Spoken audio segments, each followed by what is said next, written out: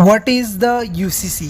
तो सबसे पहले समझते हैं कि भैया ये यूसीसी क्या है। यूसीसी का मतलब यूनिफॉर्म सिविल कोड। इसे हिंदी में समान नागरिकता संहिता कहते हैं। मतलब कि देश में सभी धर्मों समुदायों के लिए एक समान एक बराबर लॉ बनाने का जरिया। अगर इसे सिंपल वर्ड में कहा जाए तो इस लॉ का मतलब देश में सभी धर्मों समुदायों के लिए कानून एक समान होना। तो हाय फ्रेंड्स, मैं हूँ गौतम और आज हम यूसीसी के बारे में थोड़ी डिस्कस करेंगे जो कि अभी देश का अहम मुद्दा है। सो फर्स्ट ऑफ ऑल, अगर ये यूसीसी लागू हो जाए तो क्या होगा। तो सबसे पहले तो देश के अलग अलग धर्मों में से जो उनके पर्सनल लॉ होंगे वो जड़ से खत्म हो जाएंगे। लाइक हिंदू विवाह अधिनियम, हिंदू उत्तराधिकारी अधिनियम, भारतीय ईसाई विवाह अधिनियम, Indian divorce act, Parsi marriage and divorce act etc.. हालांकि मुस्लिम रिलीजन को पर्सनल लॉ कॉडिफाइड नहीं किया गया है, लेकिन इस मुद्दे को लेकर कुछ लोग इसके अगेंस्ट है और कुछ लोग इसका सपोर्ट भी कर रहे हैं। लेकिन हर किसी व्यक्ति का अलग अलग विचार है और भैया कुछ लोगों को ये भी नहीं पता कि एक्चुअली में यूसीसी है क्या, वो भी नहीं पता, लेकिन फिर भी सपोर्ट कर रहे हैं।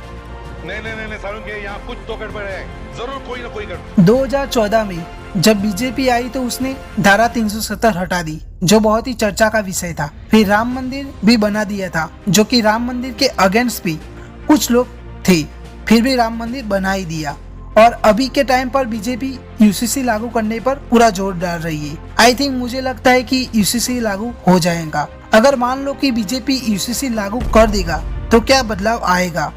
तो जब भी कॉमन सिविल कोड लागू होने की बात होती है तो बहुत लोग इसके अगेंस्ट रहते हैं। उन लोगों का मानना है कि ये यूसीसी उनके खिलाफ है, उनके खिलाफ कोई बड़ी साजिश है, उनके रिलीजन की पहचान छीनने का षड्यंत्र है। लेकिन रियलिटी ये है कि ये लागू होता है तो उनका असली फायदा मुस्लिम महिलाओं को और बच्चियों को ही होगा। इनफैक्ट हिंदू महिलाओं को तो ये हक मौजूदा कानून से मिला ही है, लेकिन कॉमन सिविल कोड लागू कर दिया तो मुस्लिम महिलाओं की जिंदगी पूरी तरह से बदल जाएंगी। इसके आने के बाद सभी की शादी की उम्र एक कर दी जाएंगी, चाहे वो लड़का हो या लड़की। देन किसी भी धर्म का शख्स उम्र से पहले शादी नहीं कर सकता है।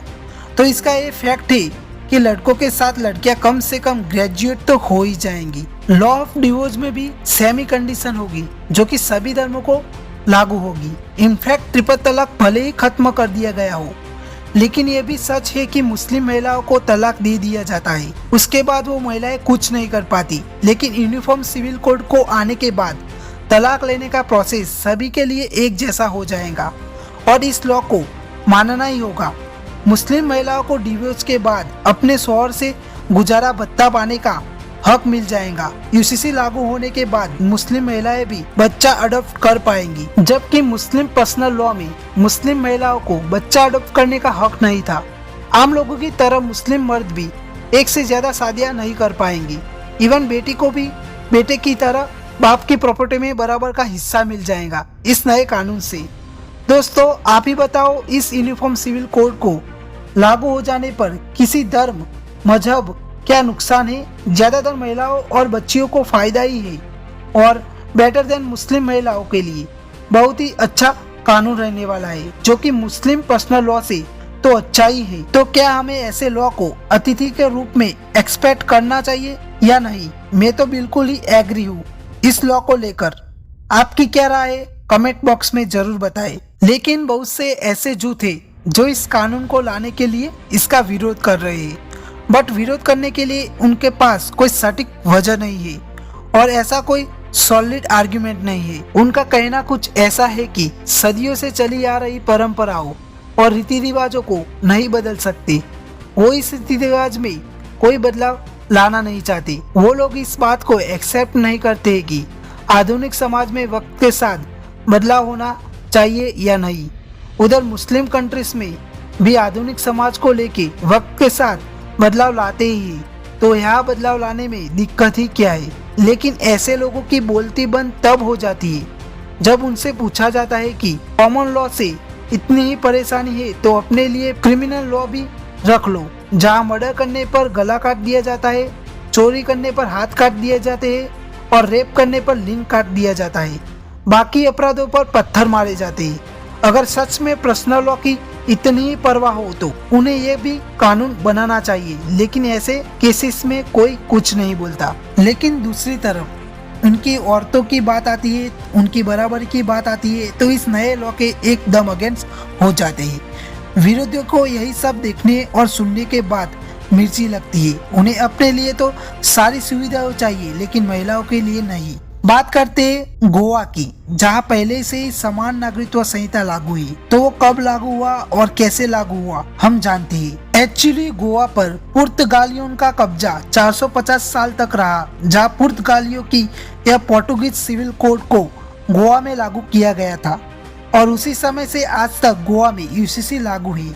हम बेशक यही कह सकते हैं कि पुर्तगालिन लोग गोवा छोड़ के चले गए, लेकिन यूसीसी को यही छोड़ गए, जबकि पुर्तगालिन खुद अपने अपने देश में इस कानून को नए सिविल कोड से बदल चुका है। गोवा में लागू यूनिफॉर्म सिविल कोड को गोवा सिविल कोड के नाम से भी जाना जाता है। तो क्या है गोवा सिविल कोड, चलिए समझते हैं। गोवा में हिंदू, मुस्लिम, ईसाई समेत सभी धर्म और जातियों के लिए एक ही फैमिली लॉ है। इस कानून के तहत कोई भी व्यक्ति वहाँ ट्रिपल तलाक नहीं ले सकता है। रजिस्ट्रेशन कराए बिना शादी कानूनी तौर पर मान्य नहीं होती। शादी का रजिस्ट्रेशन होने के बाद ही तलाक कोर्ट के जरिए ही हो सकती है। संपत्ति पर पति और पत्नी का बराबर का अधिकार है, फिर चाहे वो संपत्ति खुद बनाई हो या फिर विरासत में मिली हो। पेरेंट्स को कम से कम आधी संपत्ति का मालिक अपने बच्चों को बनाना होगा, जिसमें बेटियां भी शामिल होगी। गोवा कॉमन लॉ में इनकम टैक्स पति और पत्नी दोनों की कमाई को जोड़कर कुल इनकम पर टैक्स लगाया जाता है। गोवा में मुस्लिमों को 4 शादियां करने का अधिकार नहीं है, जबकि कुछ शर्तों के साथ हिंदुओं को 2 शादियां करने की छूट दी गई है। डॉक्टर बाबा साहेब आम्बेडकर ने क्या कहा था यूसीसी के बारे में? तो यूनिफॉर्म सिविल कोड को लोगों पर फिलहाल लागू नहीं किया जाएगा, क्योंकि आर्टिकल 44 सिर्फ ये कहता है कि राज्य एक नागरिक संहिता को सुरक्षित करने का प्रयास करेगा। हालांकि आम्बेडकर ने यह कहा था कि भविष्य में स्वैच्छिक तरीके से संसद यूसीसी को लागू करने का प्रावधान कर सकती है। यूसीसी को लेकर लॉ कमीशन ने भी कहा था कि ऐसा कानून बनाते समय यह याद रखना चाहिए कि सांस्कृतिक विविधता से किसी भी हाल में समझौता नहीं किया जा सकता है। इसने कहा गया है कि इस बात का ख्याल रखा जाना चाहिए कि एक रूपता हमारे देश की क्षेत्रीय अखंडता के लिए खतरा न बन जाए। बात करते हैं अदालत की, तो ऐसा बिल्कुल नहीं है कि बीजेपी इस लॉ को समर्थन करती है या इसका कोई चुनावी मुद्दा है। तकरीबन 1 दर्जन मौकों पर हाई कोर्ट और सुप्रीम कोर्ट तक अलग अलग सरकारों से ये कह चुके हैं कि भैया ये यूनिफॉर्म सिविल कोड कानून लाए। लेकिन ये वही लोग हैं जो भारतीय संविधान को तो मानते हैं, लेकिन इस नए आने वाले लॉ से परेशानी होती है, जिसमें कोई भेदभाव नहीं है। सभी धर्मों के लिए एक समान कानून है, सबको बराबर का हक है, लेकिन कोई लॉजिक ही नहीं है इसका विरोध करने का। मेरे ख्याल से जल्द ये कानून लागू हो जाएगा। आपकी क्या राय है कमेंट सेक्शन में जरूर बताएं और चैनल को सब्सक्राइब जरूर करें।